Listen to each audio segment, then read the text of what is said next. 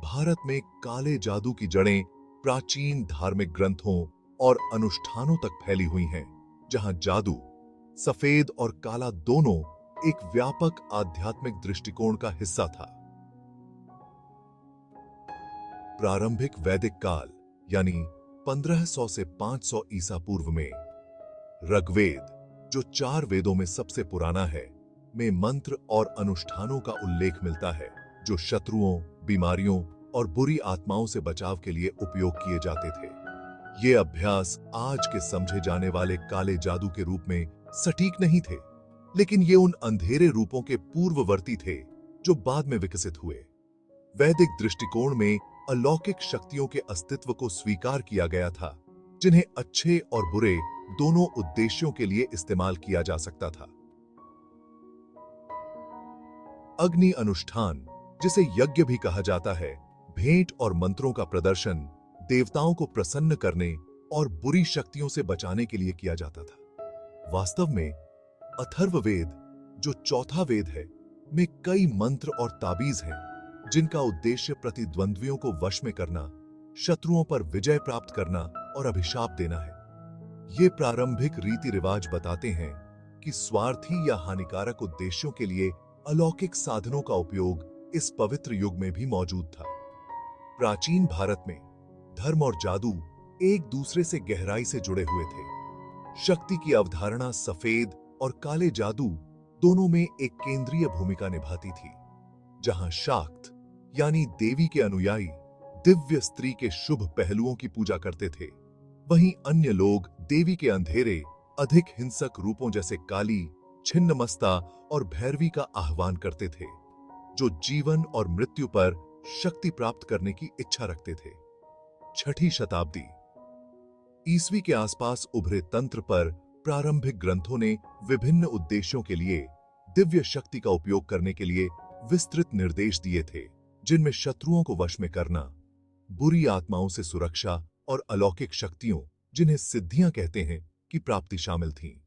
तंत्र स्वाभाविक रूप से बुरा नहीं था, लेकिन यह एक शक्तिशाली उपकरण था जिसका उपयोग अच्छे और बुरे दोनों उद्देश्यों के लिए किया जा सकता था। इस द्वंद्व प्रकृति ने इसे उन प्रथाओं में बदलने की अनुमति दी जो बाद में काले जादू के रूप में मानी गईं। तंत्र, जो आध्यात्मिक और गूढ़ अभ्यासों की एक जटिल प्रणाली के रूप में उभरा, भारत में सफेद और काले जादू दोनों का एक प्राथमिक स्रोत है। तंत्र शब्द एक विशाल ज्ञान को संदर्भित करता है, जिसमें अनुष्ठान, रहस्यमय शिक्षाएं और ध्यान अभ्यास शामिल हैं, जो मानव मन और शरीर की सीमाओं को पार करने के उद्देश्य से किए जाते हैं। हालांकि तंत्र मुख्य रूप से आध्यात्मिक ज्ञान पर केंद्रित है, यह अलौकिक क्षेत्र में भी प्रवेश करता है, जिससे यह काले जादू का एक प्रमुख आधार बन जाता है। तंत्र की उत्पत्ति को सटीक रूप से निर्धारित करना कठिन है, लेकिन मध्यकालीन काल यानी 6ठी से 13वीं शताब्दी के बीच तक तांत्रिक प्रथाएं पूरे भारतीय उपमहाद्वीप में फैल चुकी थीं, जिन्होंने हिंदू धर्म, बौद्ध धर्म और जैन धर्म को प्रभावित किया। तंत्रवाद, जिसका ध्यान प्रत्यक्ष अनुभव और अनुष्ठानों का उपयोग करके ब्रह्मांडीय ऊर्जा को नियंत्रित करने पर था, ने एक आध्यात्मिक और भौतिक दोनों प्रकार की शक्ति का मार्ग प्रशस्त किया। तांत्रिक काले जादू के केंद्र में अनुष्ठान और आह्वान हैं, जिनका उद्देश्य राक्षसी शक्तियों जैसे यक्ष, राक्षस और पिशाच को शांत या आज्ञाकारिता में लाना होता है। माना जाता था कि ये आत्माएं छाया क्षेत्रों में रहती हैं और सही मंत्रों, अनुष्ठानों और बलिदानों को जानने वालों के लिए सुलभ थीं। अभिचार यानी हानिकारक उद्देश्यों के लिए जादू और तंत्र मंत्रों का उपयोग के अभ्यास के माध्यम से तांत्रिक साधक दूसरों को नुकसान पहुंचा सकते थे, मन को नियंत्रित कर सकते थे या आत्माओं को अपने आदेश पर बुला सकते थे। जहां मुख्यधारा का तंत्र नैतिक आचार संहिता का पालन करता था, वहीं वाम मार्ग तंत्र, जिसे वामाचार भी कहते हैं, निषिद्ध प्रथाओं के उपयोग में कहीं अधिक उदार था। अघोरी संप्रदाय, जो इस वाम मार्ग से उभरा, अपने चरम अनुष्ठानों के लिए बदनाम हो गया। अघोरी अपने तंत्र मंत्र में नरभक्षण, श्मशान में निवास और मृत शरीर के साथ अनुष्ठान करने के लिए जाने जाते हैं, जिन्हें वे मृत्यु के डर और मानव स्थिति की सीमाओं को पार करने के साधन के रूप में देखते हैं। अघोरी मानते हैं कि दुनिया की गंदगी को अपनाकर मानव मांस खाने, शराब पीने और शवों के साथ अनुष्ठान करने से वे अच्छाई और बुराई, पवित्र और अपवित्र जैसी द्वंद्वों से ऊपर उठ सकते हैं।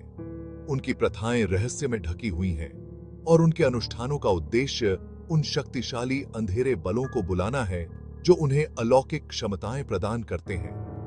अघोरी भारत के सबसे डरावने संप्रदायों में से एक माने जाते हैं, न केवल उनकी वीभत्स प्रथाओं के लिए, बल्कि उनके कथित रूप से उन लोगों को शाप देने और नष्ट करने की क्षमता के लिए जो उनका विरोध करते हैं। उनके हाथों में काला जादू शक्ति और वर्चस्व का एक उपकरण है जो उन्हें सामान्य मनुष्यों की सीमाओं से परे ले जाता है। जैसे जैसे भारत मध्यकालीन काल में प्रवेश करता गया, काले जादू का अभ्यास अधिक व्यापक हो गया। अक्सर राजनीतिक साजिशों और युद्धों के साथ गहराई से जुड़ा हुआ था। मध्यकालीन राजाओं ने, चाहे वे हिंदू धर्म के अनुयायी हों या इस्लाम के, अक्सर तांत्रिकों और जादूगरों का संरक्षण किया जो दावा करते थे कि वे शत्रुओं को शापित कर सकते हैं या अपने राज्य की रक्षा के लिए अलौकिक शक्तियों का आह्वान कर सकते हैं। भारतीय राजाओं के दरबार, विशेष रूप से मुगल काल यानी 16वीं से 18वीं शताब्दी, जादूगरों और तांत्रिकों की कहानियों से भरे हुए थे जो काफी प्रभाव रखते थे। ये साधक युद्ध में विजय सुनिश्चित करने, रक्षक आत्माओं को बुलाने या प्रतिद्वंद्वी सम्राटों को शापित करने के लिए अनुष्ठान करते थे। अकबर महान उदाहरण के लिए तांत्रिकों और ज्योतिषियों से नियमित रूप से परामर्श लेते थे। उनके तर्कसंगत दृष्टिकोण के बावजूद दक्षिण भारत में विजयनगर साम्राज्य 14वीं से 17वीं शताब्दी तांत्रिक प्रथाओं के साथ अपने गहरे संबंध के लिए जाना जाता था। विजयनगर के राजा ब्राह्मण और तांत्रिक अनुष्ठानों दोनों के संरक्षक थे, जो अपने राज्य के लिए देवताओं की कृपा और अलौकिक सुरक्षा प्राप्त करना चाहते थे। दरबार के अभिलेखों में तांत्रिकों का उल्लेख मिलता है, जिन्हें काली और भैरवी जैसी उग्र देवियों का आह्वान करने की उनकी क्षमता के लिए सम्मानित किया गया था, जिनके आशीर्वाद से युद्ध में विजय और राज्य में समृद्धि आती थी। जहां पुरुषों ने काले जादू की दुनिया पर कब्जा जमाया, वहीं कुछ महिला जादूगरनियां भी थीं जो जबरदस्त शक्ति रखती थीं। यक्षिणियां, अर्धदेवी स्त्रियां जो धन और उर्वरता से जुड़ी होती हैं, तांत्रिक अनुष्ठानों में अक्सर उनका आह्वान किया जाता था। कुछ यक्षिणियां शुभ थीं, जबकि अन्य खतरनाक मानी जाती थीं, जो सही ढंग से प्रसन्न न किए जाने पर पुरुषों को नष्ट कर सकती थीं। मध्यकालीन बंगाल में भैरवी तांत्रिकाएं, वाममार्ग की महिला साधक, डर का पर्याय बन गई थीं। ये महिलाएं तंत्र मंत्र, आत्माओं पर नियंत्रण और अपने शत्रुओं पर घातक मंत्र डालने में कुशल मानी जाती थीं।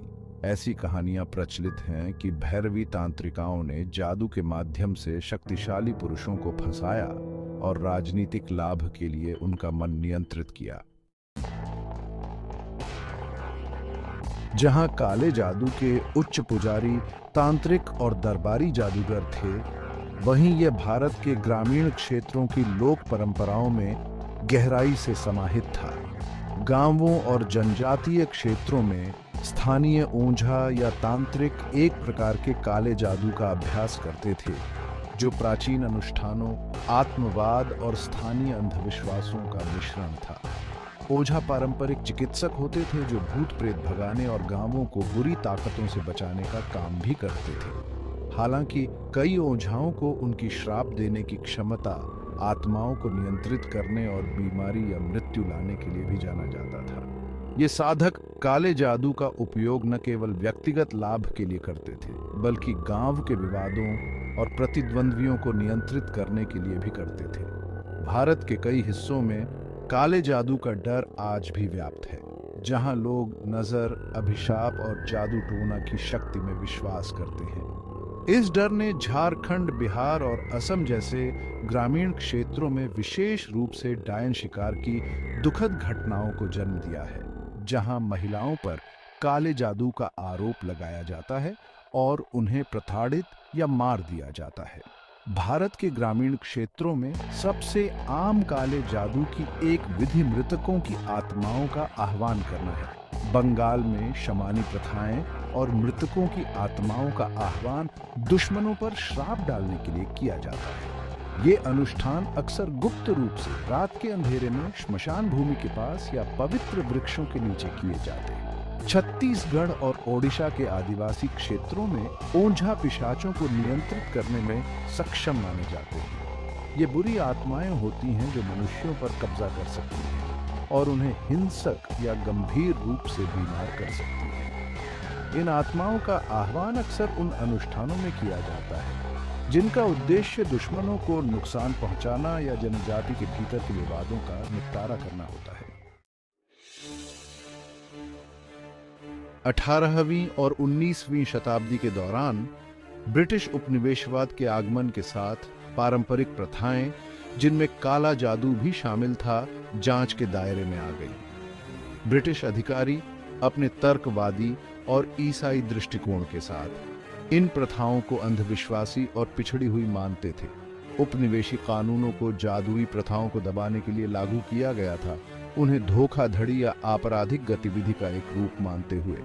हालांकि ब्रिटिश सरकार द्वारा काले जादू को समाप्त करने के प्रयासों के बावजूद यह छाया में फलता फूलता रहा। वास्तव में ब्रिटिश काल ने भारतीय रहस्यवाद और काले जादू के प्रति पश्चिमी लोगों की रुचि में पुनरुत्थान देखा, जिसमें कई उपनिवेशी अधिकारी और विद्वान तांत्रिकों और जादूगरों से भारतीय जादू के रहस्यों को सीखने के लिए संपर्क करते थे। 19वीं शताब्दी के दौरान भारतीय रहस्यवाद के प्रति आकर्षण चरम पर पहुंच गया, जिसमें हेलेना ब्लावात्स्की और अलेस्टर क्रॉली जैसे पश्चिमी जादूगर भारत आए, जो आध्यात्मिक ज्ञान और गूढ़ ज्ञान की खोज में थे। 1875 में ब्लावात्स्की द्वारा स्थापित थियोसॉफिकल सोसाइटी ने भारतीय तांत्रिक और गूढ़ प्रथाओं को पश्चिमी तंत्र के साथ मिलाया। ब्लावात्स्की ने दावा किया कि उन्होंने भारतीय साधुओं और जादूगरों से मुलाकात की, जिनके पास पीढ़ियों से चली आ रही प्राचीन बुद्धिमत्ता और जादुई शक्तियां थीं। इसी समय भारतीय सुधार आंदोलनों जैसे ब्रह्म समाज और आर्य समाज ने भारतीय समाज को अंधविश्वास से मुक्त करके उसे आधुनिक बनाने की कोशिश की। ये आंदोलन काले जादू के साधकों के खिलाफ थे, जिन्हें वे जनता को धोखा देने वाले ठग मानते थे। फिर भी ग्रामीण क्षेत्रों में, जहां औपनिवेशिक अधिकारियों और सुधारकों की पहुंच नहीं थी, काला जादू फलता फूलता रहा। स्वतंत्रता के बाद के भारत में काला जादू अभी भी जनमानस पर एक शक्तिशाली पकड़ बनाए हुए है। विज्ञान और प्रौद्योगिकी के उदय के बावजूद कई लोग अब भी अलौकिक में विश्वास करते हैं और अपनी समस्याओं के समाधान के लिए काले जादू की ओर रुख करते हैं। अभिशापों, आत्माओं और जादू टोने का डर अभी भी विशेष रूप से ग्रामीण क्षेत्रों में प्रबल है, जहां अंधविश्वास गहराई से समाहित है। आधुनिक काले जादू का सबसे काला पहलू उन डायन शिकारों का चलन है, जो विशेष रूप से जनजातीय और ग्रामीण क्षेत्रों में होते हैं। झारखंड, असम और ओडिशा जैसे राज्यों में महिलाओं पर काले जादू का आरोप लगाकर उनके साथ क्रूरता की जाती है, जिसमें मारपीट, यातना और यहां तक कि हत्या तक शामिल होती है। ये डायन शिकार अंधविश्वास, ईर्ष्या और सामाजिक तनावों के संयोजन से प्रेरित होते हैं और भारतीय समाज में काले जादू के प्रति गहरे बैठे डर को उजागर करते हैं। राजनीति और व्यापार में काले जादू की भूमिका आधुनिक भारत में काला जादू केवल ग्रामीण क्षेत्रों तक सीमित नहीं है। यह राजनीति और व्यापार की दुनिया में भी अपना रास्ता खोज चुका है। ऐसी कई रिपोर्टें हैं जिनमें राजनेताओं और व्यवसायियों के तांत्रिकों और जादूगरों से सलाह लेने की बात कही जाती है, ताकि वे अपने प्रतिद्वंद्वियों पर विजय प्राप्त कर सकें या अपने व्यवसाय में सफलता सुनिश्चित कर सकें। ये प्रथाएं अक्सर गुप्त रूप से की जाती हैं, लेकिन वे भारतीय समाज में गूढ़ शक्तियों में विश्वास को दर्शाती हैं। काला जादू विरोधी कानून काले जादू और इसके अभ्यास में निरंतर विश्वास के जवाब में कई भारतीय राज्यों ने इन प्रथाओं को रोकने के लिए कानून बनाए हैं। उदाहरण के लिए महाराष्ट्र ने 2013 में अंधविश्वास और काले जादू विरोधी कानून पारित किया, जो मानव बलि, काले जादू अनुष्ठानों और अलौकिक शक्तियों का दावा करके लोगों का शोषण करने जैसे कार्यों को अपराधी घोषित करता है। इन कानूनी उपायों के बावजूद काला जादू अभी भी गुप्त रूप से प्रचलित है और भारतीय मानस पर इसकी पकड़ मजबूत बनी हुई है। उपसंहार। गूढ़ता की छाया भारत में काला जादू एक जटिल और बहुआयामी घटना है, जो देश के आध्यात्मिक और सांस्कृतिक इतिहास में गहराई से निहित है। प्राचीन वैदिक मंत्रों से लेकर मध्यकालीन तांत्रिक साधकों के तंत्र मंत्रों तक, ग्रामीण ओझाओं के लोक जादू से लेकर आधुनिक समय के डायन शिकारों और गुप्त अनुष्ठानों तक, काला जादू हमेशा से भारत की छिपी हुई वास्तविकता का हिस्सा रहा है। चाहे उसके साधक भयभीत हों या सम्मानित, उन्होंने अपने लाभ, सुरक्षा या विनाश के लिए काले जादू की शक्ति का उपयोग किया है। अक्सर अच्छाई और बुराई के बीच की रेखाओं को धुंधला कर दिया है। हालांकि आधुनिक भारत विज्ञान और प्रौद्योगिकी को अपनाता जा रहा है, लेकिन काले जादू का आकर्षण बरकरार है। यह समाज के ताने बाने के माध्यम से बहने वाली एक अंधेरी धारा है, जो श्रापों, मंत्रों और रात के अंधेरे में किए गए अनुष्ठानों की फुसफुसाहट में प्रकट होती है। उन लोगों के लिए जो इस गूढ़ मार्ग पर चलते हैं, काला जादू केवल अतीत का अवशेष नहीं है, यह एक जीवित शक्ति है, जो आज भी उतनी ही शक्तिशाली और भयावह है जितनी यह सदियों पहले थी।